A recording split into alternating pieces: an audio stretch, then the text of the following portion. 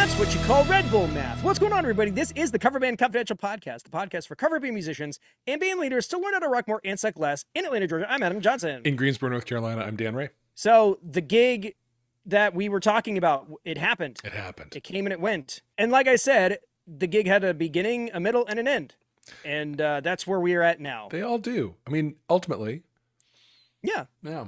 But a part of that was, we wrapped up just after 11, but we were in Alabama, so it was Central Time. Oh, yeah. And so I had to get where I was going, but the rest of my schedule was East Coast time. So there was a bit of calculus involved with, all right, I have this Red Bull, and I need to have some of it in order to stay alert enough to get to my destination, which is about an hour and a half, 2 hours from where I was, but not too much that when I got there, I was like fully wired and could not get to sleep. Yeah. So yeah. I think I threaded that needle pretty good. But we were supposed to record on Sunday, and I was like, I am totally tapped out. I've got nothing in the tank. Let's push this tonight. No worries. So we'll get into more of the details about that in just a second, and then there's a big topic I want to get into. But what's been going on with you? What are you up to? Well, I gigged Acoustic last night. Actually, it was the New Strange Unplugged. So it was Charlie on cajon and me acoustic, and I'm really liking that setup. It's really lightweight, and the cajon adds a ton to what I do acoustically. And Charlie and I have been playing together now. We have it's been almost 2 years we've been working together. And so we got the band mind meld happening real good. I was throwing him stuff all night long he'd never heard, and he was just like, whatever, right there with me. Nice.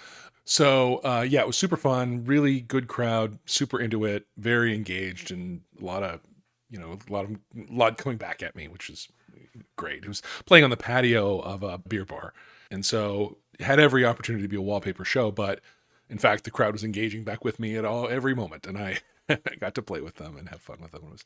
It was a really good time. We're back there with the full band on June 8th, and so it's a little bit of a trick because, and we're going to talk about this, I'm out of town both of the next 2 weekends, but just the weekend, so we can record on off times. But that does mean our standing Sunday morning rehearsal is out for the next 2 weeks. And then somebody else is traveling the week after that. We're going to end up with like 2 rehearsals left to come into this show, which is the first one we've done since St. Patrick's Day, which is not that long, but new bassist was good, not just competent, but good, but not his, our stuff's not in his muscle memory. So we're going to need to spend a little time. So get the cover level trying to plan all that out, figure out how we're going to do it. And, the other thing is I mentioned last week I had a birthday, and the Big 5-0. The Big 5-0. The present that I got was something that I mentioned to my wife like 9 months ago. I thought I'd be interested in owning, which is a Concertina.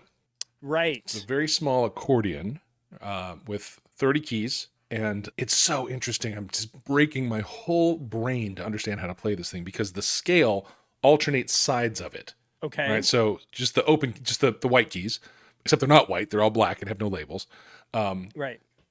C is on your left, the bottom row on the left, and D is on the bottom row on the right, and E is on the second row on the left, and F is on the second row on the right. And so they alternate fingers and also alternate from side to side of the instrument. And it's crazy. And then, if you look at the layout, you can see on one side it's moving in thirds. Mm-hmm. And so chords are easy to do. It doesn't have all the accidentals, which means it can't play in all the keys, but it's got a lot of accidentals, so it can play in a lot of keys. It's a really interesting thing. It's been many, many years since I've had a whole new instrument to get my head around, and so it's fun. In your old age, you have to keep stimulating your mental faculties. Yes. Yeah. Now, outside of faculties, like is there a long game for this? Is there going to be any sort of practical implementation, or is it this is just a fun thing to fiddle with just for the heck of it? I have this image of myself sitting in a cafe in Paris with a glass of wine and a cigarette and a beret playing, the soundtrack to Amelie. It's mostly how it sounds in my head. I didn't know if it was that or if you were going to get 2 dogs to share a bowl of spaghetti while you serenaded them. Or... I can work that out too. Yeah, one way or that's another. Probably a bit more feasible in the short term. The dogs. Dogs and spaghetti are a bit probably easier to procure. I already own one of them, and I can make spaghetti. And my dog does love spaghetti. So look, we're 2/3 of the way there. I just need another dog, and to figure out how to play this instrument.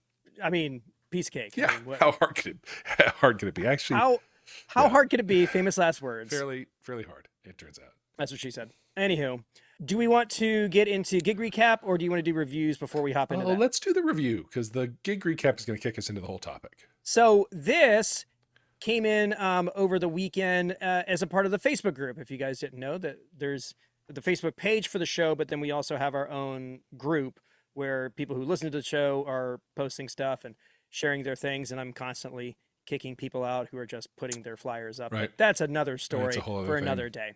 But this one dropped. Ronnie Sparrow said, I just started listening to you guys this morning on the way to work. Started with episode 1. Now I'm on episode 6. And First of all, in I don't love that commute. That's a lot. yeah, So that's a. I mean, they're not super long, are they? no, the early one's probably 20 minutes.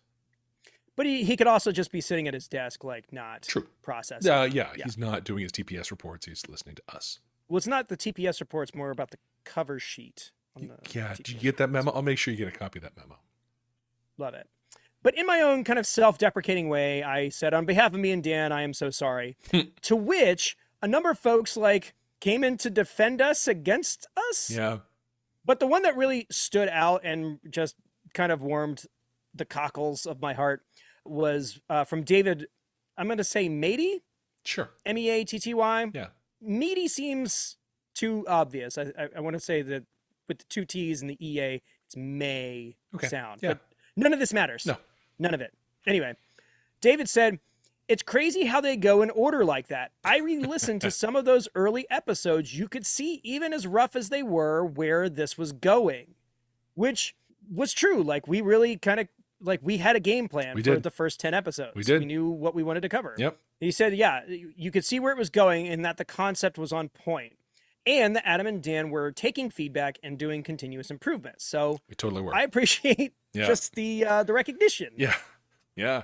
Because as little of this medium that we did know, we kind of had some guardrails about what we wanted to get into and the kind of stuff we wanted to talk about. So yeah, but I mean that the production and tech learning that was still ahead of us at that point. Boy, I remember an early episode. I was on a business trip and we recorded it from my laptop in the hotel on these actually wired earbud, the mic on this. It sounded terrible, absolutely terrible. And we would never do that now. But to be fair, even now we struggle with production issues every now and then. There's always some sort of unique challenge every week. Yeah. But yeah, it's awesome to have that through line from the very early days recognized. Production values aside, we really did have a mission, and then we got to episode 10. And we were like, well, what do we do now? Tales from the Gigs started popping up at that point. Yeah, that's right. We actually have to talk about the things that are happening. Yeah. The other thing that I really loved about that was that we are still finding that people are finding us. Yeah. 5 years in, 300. We're on the close side of hitting 350. Yep. And the fact that there's folks out there who I don't even know how I would feel as a person who really loves podcasts, to find something about a subject matter that I'm really into and then finding out that they have 300 episodes that I can listen to. Right. That's got to be, a gold mine. Right. And and it's just I've referred to them as the beautiful maniacs who listen to every second of it from the beginning to the end. I mean, I love that there are people doing that. I probably wouldn't. I'd probably look at the titles and pick my favorites. To be honest, I've done that on a bunch of podcasts. So those of you who have really gone completist on us, God bless you. Thank you for doing it. So big thanks to both David and to Ronnie for dropping us a line. And if you want your name dropped on there, say something nice on one of our channels. Yeah. You put it in the Facebook group, you put it on Spotify, you can put it in the podcast review platform of your choice. We're just trying to spread the good word. All right, so let's get into this gig recap. First of all, this was a show that was in a place called Guntersville, Alabama. And it is close to nowhere. Yeah, sounds cosmopolitan. That's a word that you could use. It's about an hour 15 north of Birmingham and roughly an hour 15 south of Huntsville. It's like literally just out there. So much so that when I was trying to find a place to crash that night, I opted to go to Chattanooga because it was closer than the next civilized area that was somewhat on the way back to where I was going. Mm. And mentioned earlier Central Time Zone, so I left with enough time to be like an hour early because it was a 3-hour drive. I didn't want there to be any sort of issue where something went wrong, and that's just the the cautious person in me. Sure. I was the first person there by a lot, but I used that time just kind of like go over the songs that I thought we were going to do, primarily like the first dance songs. The initial conversation was that maybe the song list was kind of flexible, and so I just kind of went into it. I made some charts, I organized some things, and just kind of hoped for the best, and was as zen as I could be about it. The rest of the folks showed up. It turns out one of the vocalists, this girl named Whitney, I knew her through other gigs and stuff, and she was on the gig, so that was cool to know somebody on the thing. And PA was a bit late to set up, but we got everything in and it was good to go. From there, it was like, oh, the song list that we thought was flexible, not so flexible. That's what we're gonna do. And so then it was a matter of, right, who's singing this? And you had gotten it late, right? There was like some drama on the Slack about, you were trying to finalize it, get the real truth of it. It was not all in the original key. Some of it, you were all over the place. Yeah. Yeah. So as it got closer, I went back in and shored up all of the charts. And I'll tell you this, band helper let me down. And I did the whole night on ultimate guitar. Wow. And I'll say the guy who was the other singer taught me a neat trick. And he was basically like, make sure that you open it up while you're connected to data, then immediately turn the Wi-Fi off and everything will work fine. Huh. I think a lot of the times what happens is that if your tablet is connected to, let's say, the mixer wireless, because there's no data, it's trying to pull, but there's nothing to pull from, so it errors out. But if you just cut the Wi-Fi off, it worked fine. It worked fine all night. All right, good. So good. The issue that I was having with Band Helper was that I couldn't organize them quickly enough because I was like, well, I'll just do recently added. But because I had to re-download the app onto my iPad because I hadn't used it in a while, recently added all of them included all 5,000 songs. Right. So that kind of made that a no-go. Yeah. The thing that really happened is the thing that always happens when it's kind of a last minute deal and people don't know each other. We just kind of winged it. Wung it? Wanged it? I tried to not do that. To not wang it. Yeah, when I'm at, when you're out of state, it's just you don't know what the laws are. Yeah, I mean, Whitney, but who knows what she's into. Yeah. Anyway, and it was just like any other kind of put together gig, and it was exactly the stuff that we talked about. It was having big ears and keeping your head in a swivel and being willing to jump in when it was time to do the thing that you needed to do. And I gotta say, like, I don't get an opportunity to be just a guitar player very often. And I got to do a lot of soloing on this gig, and it's been a minute. And I surprised myself on a couple of these songs, because the main band leader guy would just be like, give it to him. And so I do my 4 bars or 8 bars. And I will tell you what, I gave it to them on more than one occasion. Yeah. I gave it to them. Yeah. Excellent. And it was cool. That's great. And I was also kind of worried, like, stamina wise, because I did Cocktail Hour by myself. I did like a solo set and then, 3 hours of music. Mm-hmm. I was worried like my hands were going to, nope. I think just the vibe being so good and like everybody was having fun, and the people at the wedding were like super gracious and like really nice and excited. And yeah, I mean, the vibes were immaculate. And I'll tell you this, the best part was that this was at a yacht club right off of the Tennessee River. And so we were on a gazebo right up against the waterfront. And so we had this insane breeze coming off the water all night. Nice. I left my air mover in the car, didn't need it. Right. 3-piece suit, just perfectly comfortable all night. It was magic. That's great. And then the second set hit. And that's, where things get, they get real loose. Stuff happens. Right. So what happened was we ended up playing a bunch of songs that some of us had never played before or heard of or whatever. The craziest one was the groom was like, I want to sing Higher by Creed. And we all kind of look at each other. Yeah, And I got nothing. The band leader was like, do you know this song? I was like, I know it in the way that I learned it in high school, like in 1999, Yeah. and I'll be dipped. We played the whole thing, and he sang it, and it was rad. I just was not on my short list of things that we were going to do. All right. And because we were in Drop D, we got to do all the other fun Drop D songs. We did Sugar We're Going Down. We did The Middle by Jimmy Eat World. We ended up doing 1985. Never played that song. Didn't. I had probably 2/3 of the lyrics up there. Yeah. That was crazy. Like none of us had ever played it. I just started kind of like comping the chords. Like, okay, here he is. Yeah. And we found it. We found it like just in the moment. It was awesome. Cool. So in the end, for all of the question marks, the answers were really neat. And we were talking in the Slack.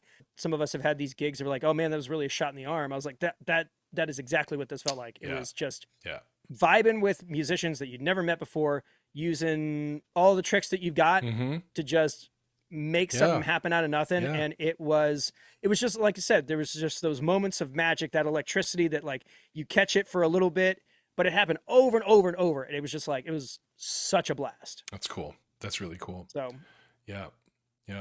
I feel good about it. Now, that being said, if we just went and basically did what we just talked about, and that's the episode, it would be like the same episode 2 weeks in a row.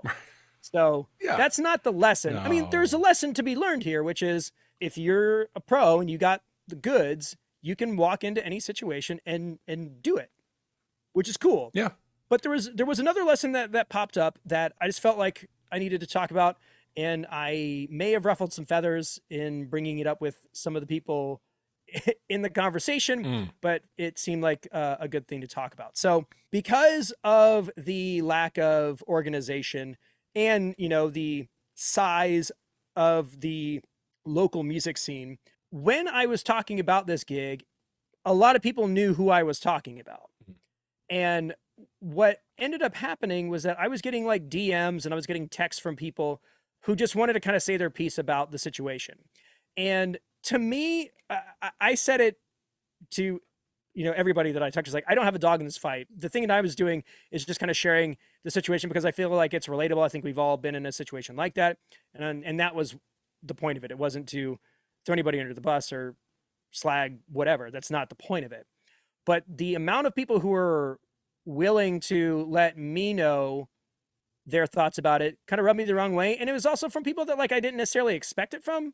And then when we got to load in and like all the players are there and we're setting stuff up, there was just kind of gossipy talk about so-and-so knows so-and-so. And I was just kind of like, is that what you want to be doing? Yeah. As a musician, especially in a community where the numbers are small and everybody does kind of know everybody.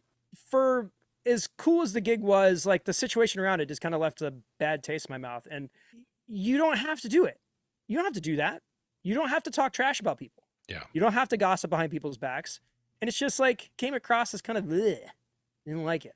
And so I just, when people were talking about the people they knew and the gigs they did and all this stuff, I just kind of kept it to myself. I didn't, I didn't engage. I didn't besmirch or make a note of it. I just, I kept it to myself.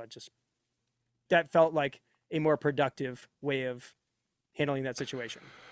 Well, or less destructive. I mean, it's always a choice to do that. It's always, I don't know, you certainly don't have to, but if we're honest with ourselves, as yucky as it is, and we know it feels yucky as we do it, there is still something delicious about it.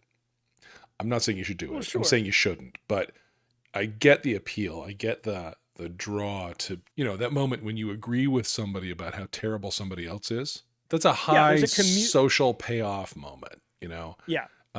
There's a communal factor to it. Yeah. And when you look back, you're like, God, that was not my best self. But, in the moment there is a payoff there. And so, sure. I think you're right that we especially in like a music scene, there's going to be that sort of stuff. And, communication about taking care of each other, looking out for people who aren't playing fair in the industry, industry or scene or whatever it is. That's all really valid. I think that's really important. Did you hear about so-and-so and his wife? Yeah. No, we really didn't. We don't need to do that. We really don't need to do that. And the thing about it to me is that I'm not just a person who's getting called to hop onto gigs. I'm also a person who puts gigs together. Yeah. and connects people. Right. Because ultimately that's what I feel like I am, and that's what I feel like I do for this community, is that I'm a facilitator. I want to be able to Yeah. connect people with other people.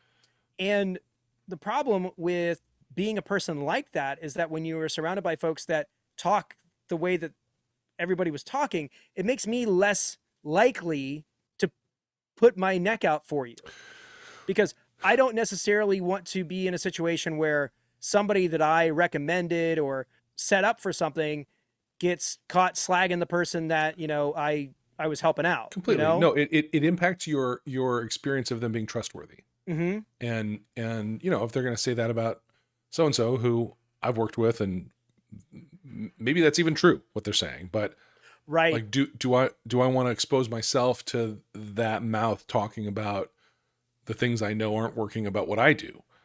Yeah.